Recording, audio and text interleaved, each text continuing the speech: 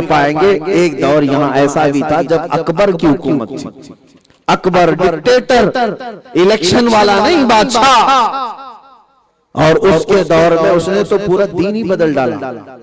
کہا 1000 سال ہو گئے، ایک نیا دین لانا ہے، اور نئے دین کا نام رکھا دین الہی. اور اس میں سارے احکام بدل دیے کہ اب اذان کی جگہ سیپ بجائیں گے، اور مورتیاں بھی ممبر پر رکھی جائیں گی ہر مسجد پر. مکس دین پیدا کر دیا گیا.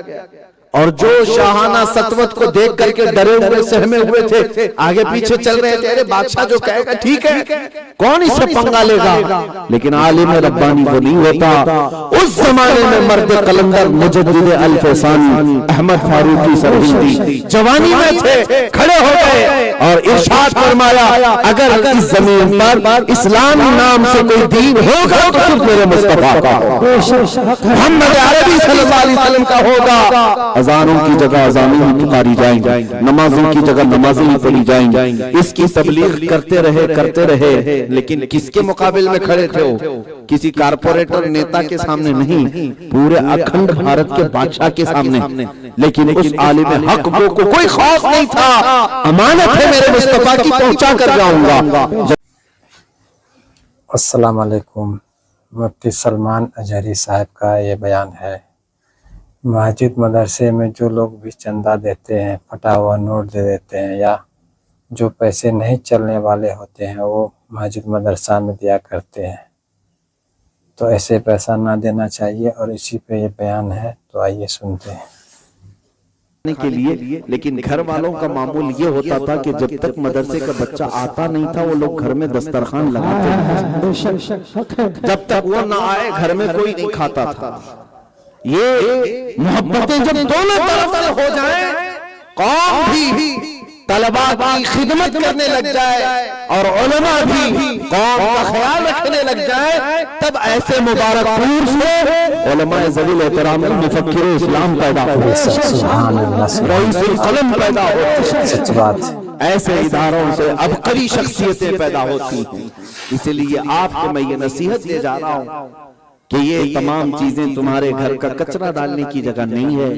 رسول کریم صلی اللہ تعالیٰ علیہ وسلم کا گھرانہ ہے. پیسے بھی دینے کے لیے لوگ یہ نہ سمجھیں کہ ہماری پھٹی نوٹیں مسجد اور مدرسے کو چل جائیں گے. جو کہیں نہیں چلتا وہ چندہ ہم سچ بات ہے، چندے میں چلا نہیں میرے عزیزوں، تمہاری پاکیزہ چیز دینے کی کوشش دیتا ہے. آج ایک المیہ میں آپ کو بتاؤں، زکوٰۃ کتنے % آپ کے اوپر فرض ہے؟ 2.5% نا؟ 2.5%. اگر آپ کے پاس 1 لاکھ روپے ہے تو زکوٰۃ کتنی فرض ہے آپ کے اوپر؟ 2.5% ہے نا، 2.5. 2.5% آپ کے اوپر زکوٰۃ فرض ہے، 40واں حصہ. اور اسی کو دینے میں آنا کانی کرتے رہتے ہیں اور وہ بھی دے کر کے احسان جتاتے ہیں. کبھی آج تک ایسا ہوا کہ یہ جو 97% باقی ہے تمہارے گھر میں، کبھی خوش دلی سے یہ سوچا کہ اس میں بھی میں اللہ اس کے رسول کا حصہ نکالوں؟ اللہ اللہ سبحان اللہ. ہم پورے مدرسوں کو 2.5% میں پالنے کی کوشش کر رہے ہیں. بس وہ 2.5% جو ہے قوم کا جو نکلتا ہے، جو زکاتیں نکلتی ہیں، ہم یہ چاہتے ہیں کہ اسی 2.5% میں پورے مدرسے پلنا چاہیے. سبحان اللہ. کبھی یہ سوچتے کہ سب کچھ میرے پاس جو دیا ہوا ہے وہ اللہ کا دیا ہوا. کبھی وہ اگر نکال لے تو پھر میں بھکاری رہ اور کسی بھی چیز کا مالک نہ رہ جاؤں گا. اس رحمان کا دیا ہوا اس کے دین میں میں لگاؤں گا، اس کے دین کی مدد کروں. اور میرے آقا صلی اللہ تعالیٰ علیہ وسلم کی حدیث، اللہ تعالیٰ کو اپنے بندوں میں جو سب سے پسندیدہ چیز ہے ان میں سے ایک کام یہ ہے کہ اللہ کی رضا کے لیے خاموشی سے وہ اللہ کی رضا میں دے دے. یہاں تک کہ فرمایا میرے آقا نے، صدقہ تم دیتے ہو، خیرات تم دیتے ہو، لینے والا ہاتھ اللہ، جبکہ وہ محتاج وہ لیتا ہے.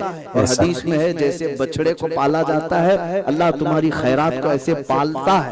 اور جب تم قیامت کے دن جاؤ گے تمہارا دیا ہوا 1 روپیہ کا صدقہ وہ ایک پہاڑ کے برابر ہوگا. اور اللہ فرمائے گا جا یہ ساری تیری نیکیاں ہیں. بندہ کہے گا اتنی بڑی نیکیاں میری کیسی؟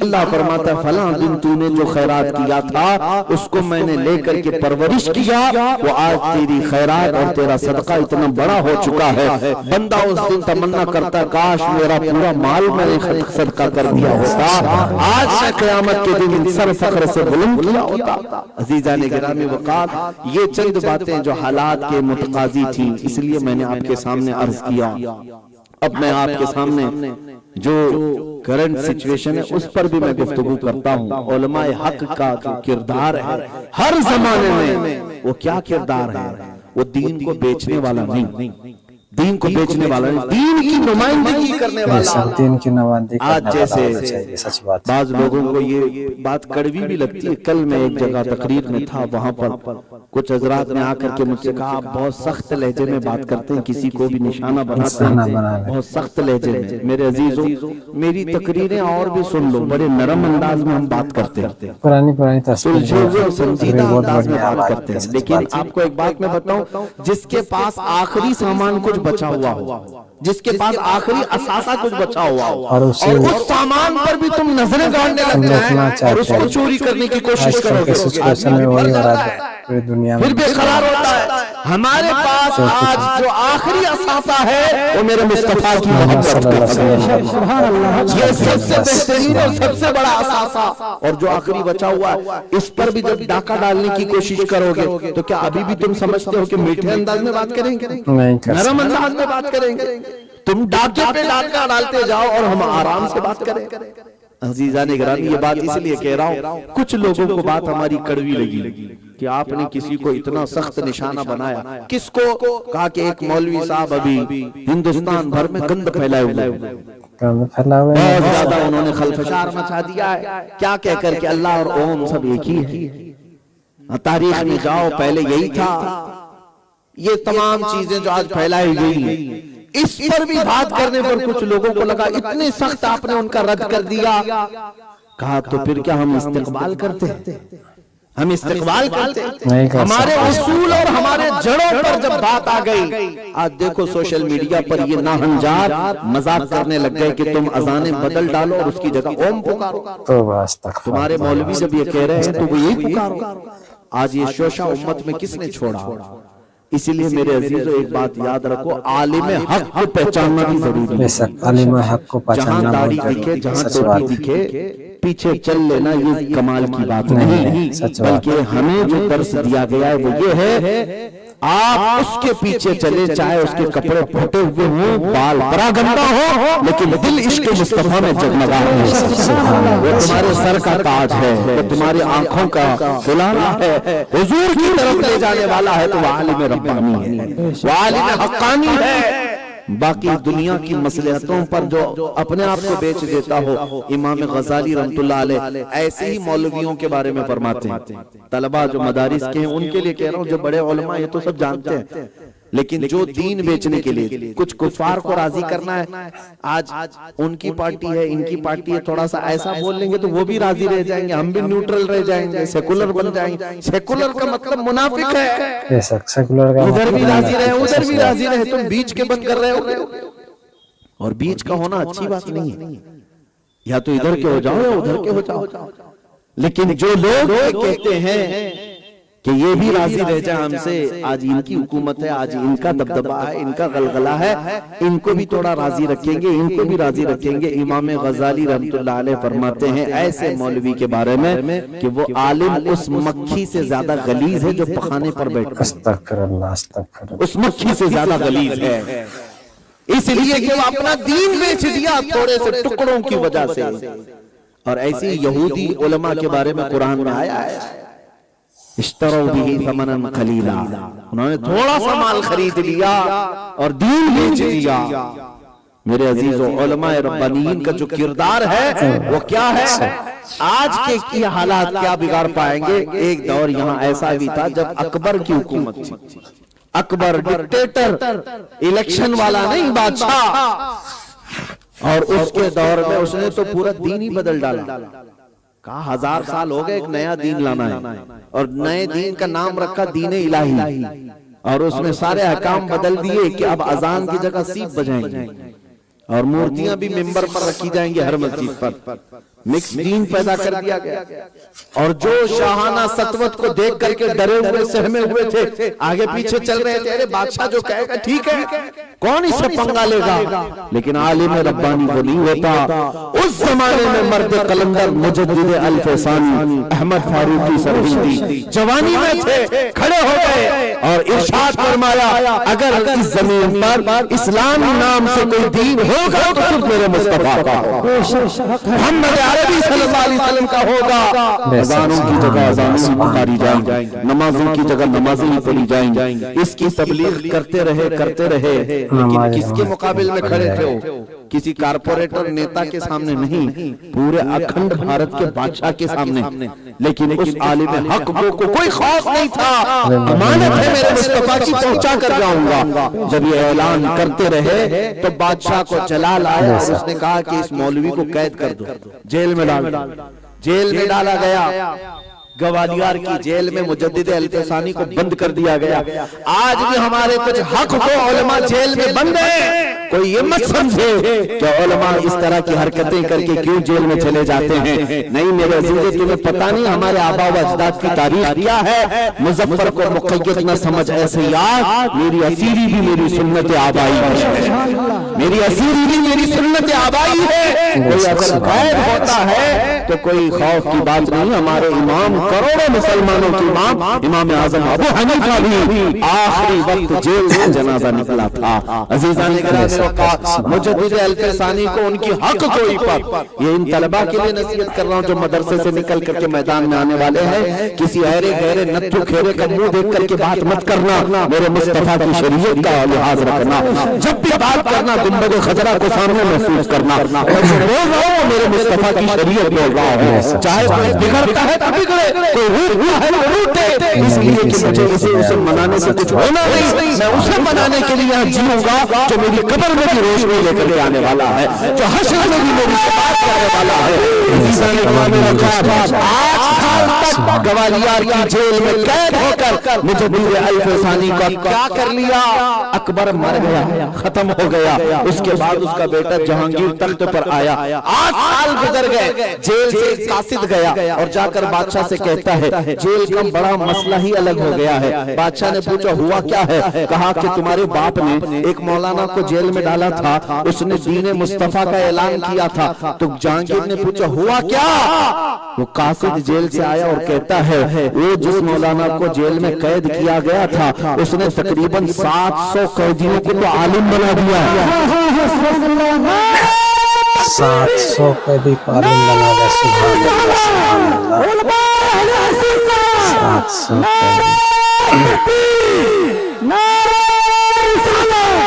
اس نے جیل کو بھی ایسا بنا دیا، فجر کے بعد حدیث پاک، ظہر کے بعد قرآن کی تلاوت، تفسیر قرآن، حدیث، اصول حدیث، سب تو ایسا لگ رہا ہے وہ جیل نہیں گنبد خضرا کی چھاؤں میں بیٹھے ہوتے ہیں۔ عزیزان گرامی، یہ عالم حق کو کی علامت ہے، جس علاقہ ہوگا میرے مصطفیٰ کی شریعت بولتا ہوگا، اس کو کسی چیز کا لحاظ کرنا ضروری نہیں ہوتا۔ یہی مزاج ہم نے بریلوی کے امام میں بھی دیکھا ہے۔ تاج تارے اہل سنت، امام اہل سنت فاضل بریلوی رحمۃ اللہ تعالی علیہ۔ ارے میاں، آج ان لوگوں کو راضی کرنے کی بات کرتے ہو، یہ کبھی تم سے راضی نہیں ہوں گے۔ ہم نے دیکھا ہے 1.5-2 سال پہلے ایک رافضی کتا نکلا تھا، اپنا دین بھی بدل لیا، دھرم بھی بدل لیا، نام بھی بدل لیا، سوچا کہ ان لوگوں کو راضی کر لوں گا، ان کی دھوتی میں جا کر پناہ لوں گا، لیکن 6 مہینے کے بعد انہوں نے بھی لات مار کے بھیج دیا۔ پتہ چلا دھوتی کا کتا نہ گھر کا نہ گھاٹ کا۔ ہاں، ہم نے دیکھا در مصطفیٰ کو جو چھوڑتا ہے ہر جگہ در بدر خار ہو کر پھرتا ہے، ٹھوکریں کھا کر گرتا ہے۔ عزیزان گرامی، وقار، ان کو راضی کرنے کے لیے کبھی عالم اپنے وقار کو داؤ پر نہ لائے، کبھی اپنی پگڑی نہ اٹھارے، کبھی نہ ان کے سامنے ہاتھ پھیلائے۔ اعلیٰ حضرت کا مزاج تو دیکھو، بڑے بڑے تو چھوڑو، ایک صاحب نان پارا کے رہنے والے آئے اور کہا نان پارا کے بڑے سیٹ صاحب ہیں، بڑے پیسے والے ہیں، مولانا احمد رضا آپ اچھے شاعر ہیں، 1-2 شعر میرے سیٹ صاحب کی شان میں بھی لکھ دیجئے تاکہ میں ان کو سناؤں تو وہ انعام بھی دے دیں گے، ہمیں پیسے بھی دے دیں گے۔ اعلیٰ حضرت کا قلم جلال میں آیا اور پھر انہوں نے لکھنا شروع کیا۔ تو اپنے سیٹ صاحب کی تعریف کرنے کی بات کرتا ہے اور دنیا داروں کی تعریف کی की बात करता है। सुन, अब अहमद रजा कलम उठाता है और लिखता है, वो कमाल हुस्न हुजूर है, वो गुमान रक्स जहां नहीं, यही फूल खार से दूर है, यही शम्मा है कि धुआं नहीं। करूं मध्य अहले तुअल रजा, पड़े इस बला में मेरी बला। मैं गदा हूं अपने करीम का, मैं गदा हूं अपने करीम का, मेरा दीन पारे सुभान अल्लाह। ये बरेली का मिजाज है।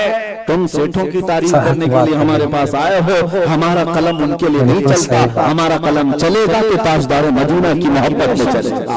उलमा का यही मिजाज हो, उलमा का मिजाज यही हो। वो मिंबर पर खड़े होकर, मस्जिद के हजरात इमाम भी हैं, होता है, मैं भी कई मस्जिदों का इमाम रहा हूँ, लेकिन ये जरूरी नहीं हर मस्जिद का इमाम ये सोच करके चले असर में पढ़ाया हूँ, मगरिब से पहले मेरी छुट्टी हो सकती है, लेकिन इससे फर्क नहीं पड़ता। दुनिया छुट्टी दे देगी लेकिन मौला तो रिज़्क़ के दरवाजे खुले रखता है। वो रब्बुल जलाल जो चूंटियों को सुराख में रिज़्क़ देता है, क्या वो अपने दीन के उलमाए रब्बानियीन का रिज़्क़ नहीं लेगा? वो अपने जिम्मे करम पर रखता है। मैं कहता हूँ उलमाए ज़वील एहतराम की जिम्मेदारी है कि आप हक बोले। अल्लाह ने आपको चुना है पूरी कौम में, उम्मत में आपको चुना गया है। तअमुरूना बिल मारूफ, तुम अच्छाइयों का हुक्म देते रहो, तन्हौना अनिल मुनकर, तुम बुराइयों से रोकते हो और रोकते रहो। एक जुम्मा बयान किया, नाराज हो गए तो दूसरे जुम्मा नहीं बुलाएंगे, इससे ज्यादा होगा क्या? दूसरे जुम्मा किसी और जगह बयान करो, तीसरी जगह कहीं और बयान करो, चाहे 70 जगह बयान करना पड़े, लेकिन शरीयत मुस्तफा ही बयान की जाए। हाँ, जो मायूस होगा अपने रिज़्क़ के चक्कर में, तो फिर वो इसी तरह गुलाम बना करके जिंदगी भर घुमाया जाता रहेगा। मैं तो मिजाज टीपू सुल्तान शहीद रहमतुल्लाह ताला अलैह से सीखा है। उन्होंने सच फरमाया था कि शेर की एक दिन की जिंदगी गीदड़ की 100 साल जिंदगी से बेहतर है। दुम दबा करके उसकी हुजूरी करते हुए 100 साल जीने से बेहतर है अलल ऐलान हक बात कहो, चाहे एक ही दिन जीना पड़े। हाँ, इसलिए कि तलवे छाटने वालों की तारीख नहीं लिखी जाती, बातिल से टकराने वालों की तारीख होती है। अजीजा ने गिरामी वक़ार उलमाए ज़वील एहतराम की बात आई, एक मिसाल और दे देता हूँ। इमाम अहमद बिन हम्बल, वो इमाम, 4 इमामों में से, हमारे 4 जो अइम्मा मुज्तहिदीन हैं, उनमें से एक इमाम अहमद बिन हम्बल, जिनको 5 लाख हदीसें मेरे मुस्तफा की याद है। वो इमाम जो तक़वे के भी इमाम थे, शरीयत में उनका मिसल कहाँ है? इमाम अहमद बिन हम्बल जिस जमाने में थे, उस जमाने के खलीफा जो थे, उन्होंने बड़ा जुल्म किया आपके साथ। जो हुकूमत थी उस वक्त, वो हुकूमत इन्हें सख्त सजाएं देती रही। वजह सिर्फ एक फतवा था, शरई फतवा। इमाम अहमद बिन हम्बल ने शरीयत मुस्तफा की बात हक तौर पर अलल ऐलान किया, तो बादशाह के मिजाज के खिलाफ था। हासिद मौलवी भड़काए, बादशाह हाकिम वक्त, खलीफा वक्त को गिरफ्तार किया। अहमद बिन हम्बल फतवा वापस ले लो। कहा नहीं, ये मेरे घर का थोड़ी ना, ये मेरे मुस्तफा का, नबी पाक सल्लल्लाहु अलैहि वसल्लम की शरीयत है। जल्लाद को हुक्म दिया कि कोड़े मारो इसको। इमाम अहमद बिन हम्बल को कोड़े मारे गए। बगदाद में जब कोड़े मारे जाते, कोड़ा कोई ये रस्सी का नाम नहीं, वो ऐसा बेल्ट होता था कि चमड़ी लग कर क्या जाती थी। और उलमाए ज़वील एहतराम को इस रास्ते से गुजारा गया है। इमाम अहमद बिन हम्बल को जब कोड़े मारे जाते रहे एक बार, फिर चंद दिनों के बाद दूसरा आया खलीफा, उसने भी 100 कोड़े मरवाए। उसके बाद फिर एक तीसरा आया, उसने भी 100 कोड़ों का हुक्म दिया। उस वक्त एक बात मुझे याद आती है, इमाम अहमद बिन हम्बल एक रास्ते से गुजर रहे थे। उस वक्त जो मशहूर एक चोर था वहां, वो रास्ते में मिला और कहा, अहमद बिन हम्बल रुको रुको, तुमसे एक बात करनी है। ये उलमा भी सुने, तलबा भी, गौर, बहुत अच्छी बात है। चोर था, कहा अहमद बिन हम्बल सुना है तुम वक्त के खलीफा के जुल्म के शिकार हो गए, तुम कोड़े खाते रहते हो। कहा हाँ, मुझ पर कोड़े पड़े। उस चोर ने कहा, मुझे देखो, मैं चोर हूं और मैं 1500 कोड़े खा चुका हूं अब तक, लेकिन अभी तक चोरी छोड़ा नहीं।